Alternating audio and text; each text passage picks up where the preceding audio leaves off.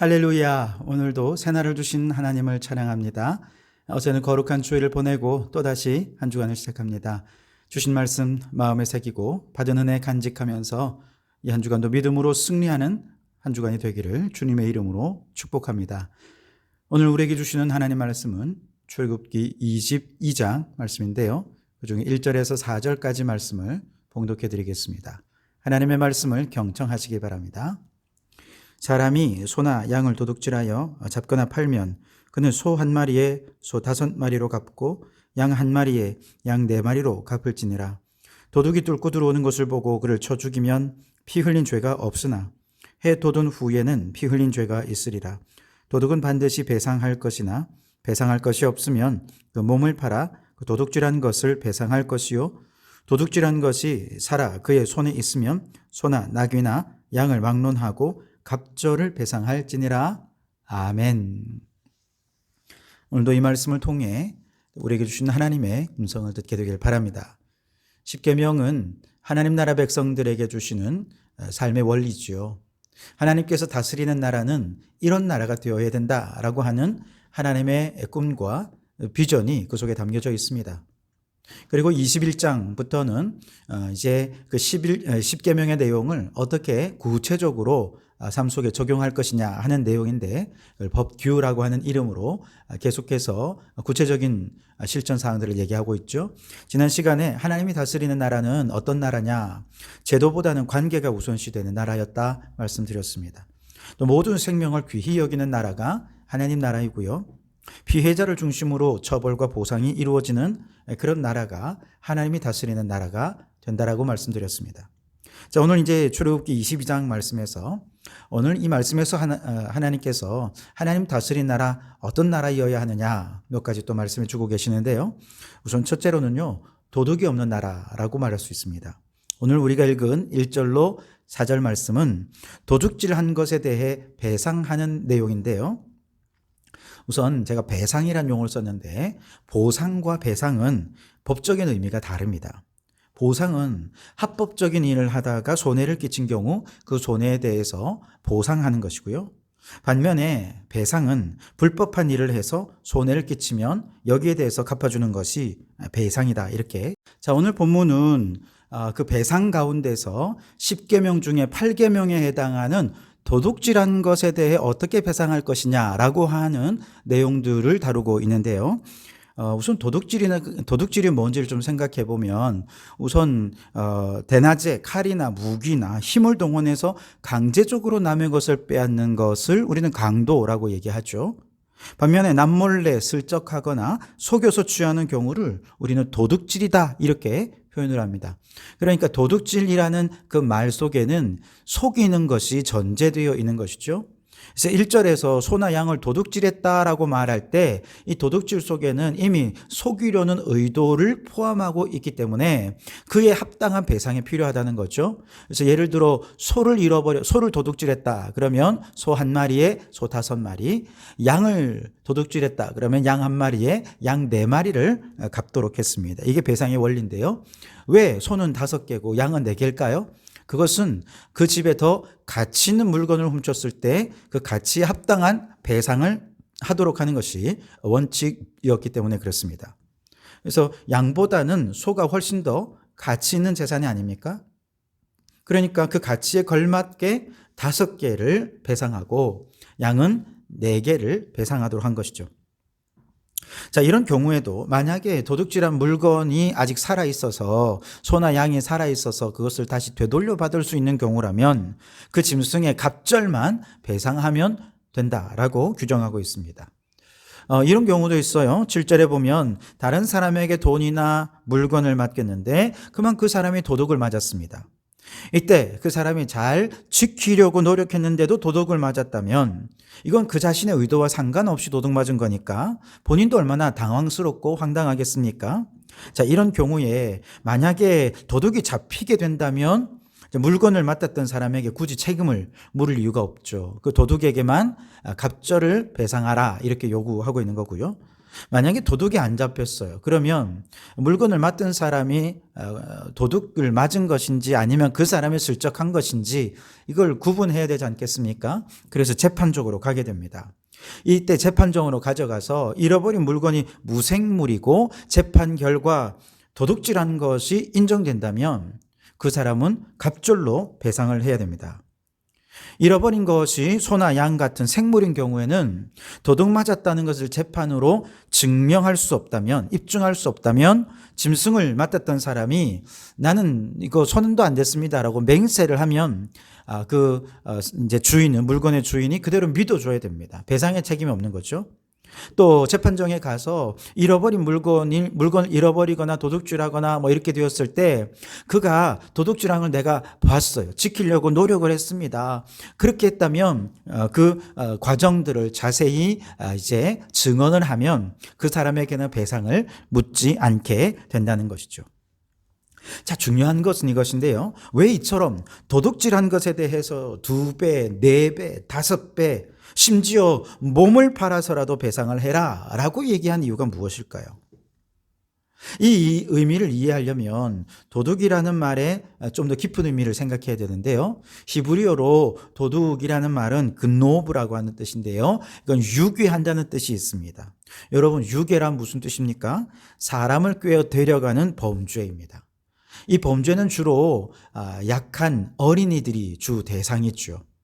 그렇게 약하고 또 다른 사람의 말을 잘 믿는 순진한 마음을 악용했기 때문에 어떤 죄보다 유괴는 중한 범죄로 취급을 합니다. 사람을 직접 납치하는 것도 유괴하는 것도 근오부이지만 도둑질이란 단지 물건을 훔치는 차원을 넘어서 그 순진한 마음을 이용해서 인간의 존엄함을 그 자체를 훔치는 거고 빼앗는 것이기 때문에 여기에 더 큰 문제가 있는 거죠. 예를 들어서 신천지라든지 혹은 요즘 다큐멘터리에 나오는 JMS나 아가동산 같은 여러 이단들이 있지 않습니까? 그들을 따르는 자들의 순진한 마음을 이용해서 그들의 인생을 완전히 훔치고 빼앗는 도둑질을 한 것이죠. 소를 훔치고 양을 훔친다는 것은 단지 짐승만 훔치는 게 아니에요. 그 집의 재산을 훔치는 것이죠. 더 나아가서 그 주인이 그 짐승이 어렸을 때부터 그 짐승을 먹이고 돌보고 정을 나누었던 삶의 일부를 훔치는 것이죠. 혹은 어떤 물건이라 하더라도 그 물건에 깃든 추억과 삶을 동시에 빼앗는 것 아니겠습니까? 그렇기 때문에 도둑질한다는 근노브라고 하는 말은 인간의 존엄, 인간성 자체를 훔치는 아주 악한 범죄로 보는 거죠. 그래서 무겁게 배상하도록 한 것입니다. 2배, 4배, 5배 심지어 배상할 것이 없으면 몸을 팔아서라도 반드시 배상하도록 한 것이죠. 한 걸음 더 나아가서 유대인들에게 성전은 하나님과의 영적인 만남의 자리였습니다. 그곳에서 죄사함을 위해서 제사를 드리면 하나님께서 그의 모든 죄를 사해 주시는 은총이 있는 것이죠. 그곳에 하나님께 나아가 간절한 마음으로 여러 가지 문제를 안고 눈물로 기도하면 하나님께서 그 기도를 들으시는 곳이기도 했습니다. 즉 자신의 모든 삶을 하나님께 맡기는 곳, 의지하는 곳, 그곳이 바로 성전이었죠. 어찌 보면 성전은 유대인들의 삶 그 자체라고 해도 과언이 아닐 것입니다. 그런데 성전을 돌보는 제사장들과 서기관들이 성전에다가 매매하는 자를 두었습니다. 비둘기 파는 자를 두었습니다. 환전하는 사람들을 두었습니다. 그리고 비싼 세를 받으면서 백성들이 성전에서 하나님과 교제와 삶을 나누기 전에 그들에게 환전을 해야 되고 또 물건을 사야 되고 재물을 사야 되고 그 과정에서 너무 비싸니까 눈살을 찌푸리게 되고 마음을 상하게 만드는 그런 일들이 많이 있었던 것이죠. 그런 마음으로 제사에 참여하니 하나님께 진심으로 자신의 삶을 의지할 수 있었겠습니까? 그럴 수 없었던 것이죠.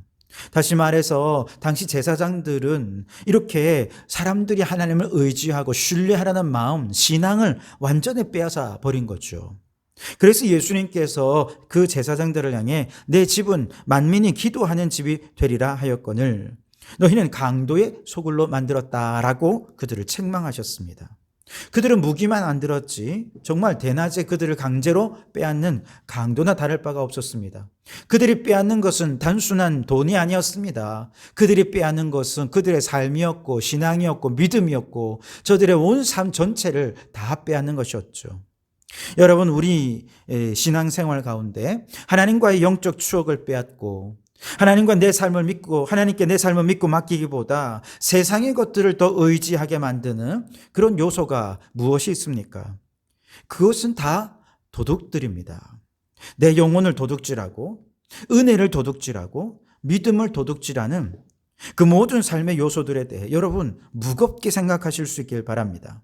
그리고 그 모든 것을 하나하나 제거해 나가기 위해 하나님께 집중하는 신앙생활이 되시기 바랍니다.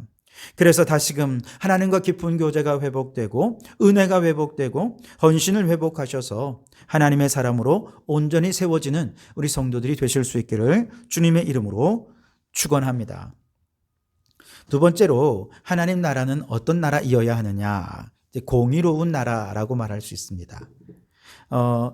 어떻게 하나님의 공의가 실현되느냐 여러 가지 얘기할 수 있습니다만 오늘 21절 말씀에 보면 너는 이방 나그네를 압제하지 말며 그들을 학대하지 말라. 너희도 애굽 땅에서 나그네였음이라. 그렇게 말씀하시죠. 즉 이스라엘 백성들이 자기 동족들 중에 압제당하거나 학대당하는 사람이 있다면 동족이니까 당연히 그들을 구해주려고 노력하겠죠. 그런데 동족이 아니라 그 땅에 사는 이방 나그네라고 한다면 그들이 학대당할 때에 그 누구도 그들을 도와주지 않을 수 있다는 것이죠. 그런데 하나님이 다스리는 나라에서는요, 그래서는 안 된다는 것이죠. 그가 유대인이든 이방인이든 어떤 사람이든 하나님의 나라에서는 압제당하고 학대당하는 일이 없도록 해야 한다. 그것이 하나님의 나라라고 말씀하고 있습니다. 오늘 우리로 얘기하자면 외국인 노동자들이 우리나라에 들어와서 외국인이라는 이유로 차별을 당하거나 혹은 일만 시키고 돈을 안 준다거나 말이 안 통한다고 해서 그들을 무시하고 폭력을 행하는 이런 일이 있다면 하나님의 나라를 추구하는 그리스도인들 결코 용납해서는 안 된다는 얘기죠. 뿐만 아니라 22절에서 24절 말씀에 보면 너는 과부나 고아를 해롭게 하지 말라. 내가 만일 그들을 해롭게 함으로 그들이 내게 부르짖으면 내가 반드시 그 부르짖음을 들으리라. 나의 도가 맹렬함으로 내가 칼로 너희를 죽이리니 너희 아내는 과부가 되고 너희 자녀는 고아가 되리라 그랬습니다.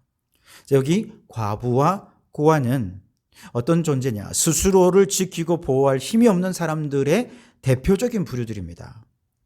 자, 하나님이 다스리시는 나라에서 이들을 상대로 해롭게 하거나 그들을 위한 아무런 구제책을 마련하지 않는다면 절대로 그들을 모른 척해서는 안 된다는 것이죠. 왜냐하면 그들의 부르짖음을 들으신 하나님께서 언젠가 내 아내가 과부가 되게 하시고 내 자녀가 고아가 되게 하실 수 있기 때문이죠. 즉 과부나 고아를 가족처럼 여기면서 역지사지의 마음으로 내 가족이 만약 그와 같은 상황이라면 이라는 생각을 가지고 그들을 위한 구제와 돌봄의 대책을 세우되 개인적인 차원에서뿐만 아니라 사회와 국가적인 차원에서 그것을 마련해야 한다는 것이죠. 그래야 하나님의 공의가 그 땅 가운데 이루어지는 하나님 나라가 이루어지기 때문에 그렇습니다. 오늘날에도 간혹 생계 문제를 견디지 못해 결국 가족들이 자살을 하는 경우 뉴스를 통해 간혹 접하게 되지 않습니까? 그럴 때마다 정말 너무 안타깝죠. 그런데 이것이 단순히 안타까움으로 끝나서는 안 될 것입니다. 그들이 무능해서 그런 게 결코 아닙니다. 그들이 살아갈 희망과 도움을 주지 못한 사회의 책임이에요. 하나님의 공의가 이루어지게 하지 못한 그리스도인들의 책임이 여기에 있는 것이죠.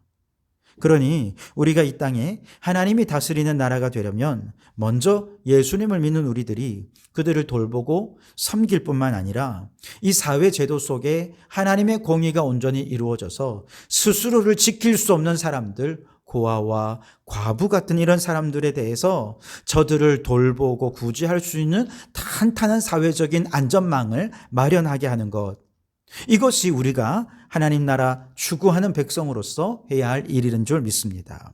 바라기는 우리 대한민국 이 나라가 하나님께서 다스리시는 나라가 되어서 도둑이 없는 나라가 되었으면 좋겠습니다. 하나님의 공의가 실현되는 이 나라가 이루어질 수 있기를 주님의 이름으로 축원합니다. 기도하겠습니다. 하나님, 도둑질이 얼마나 무거운 죄인지 깨닫게 하시니 감사합니다. 무엇보다 하나님과의 관계에서 은혜를 빼앗고 믿음을 빼앗는 내 속의 도둑이 무엇인지 발견하게 하시고 그것을 제거해서 다시금 하나님을 향한 신앙을 회복하는 저희들이 되게 하옵소서. 하나님의 공의가 이 땅에 실현되길 원합니다. 외국인 노동자들에게, 사회적인 도움을 받아야 살 수 있는 모든 약자들에게 주님의 손길이 다 삶의 희망을 가지고 인간의 존엄성을 지키며 살아갈 수 있는 나라가 되도록 믿는 우리들이 이 일에 헌신하게 도와주시옵소서. 예수님 이름으로 기도하옵나이다. 아멘.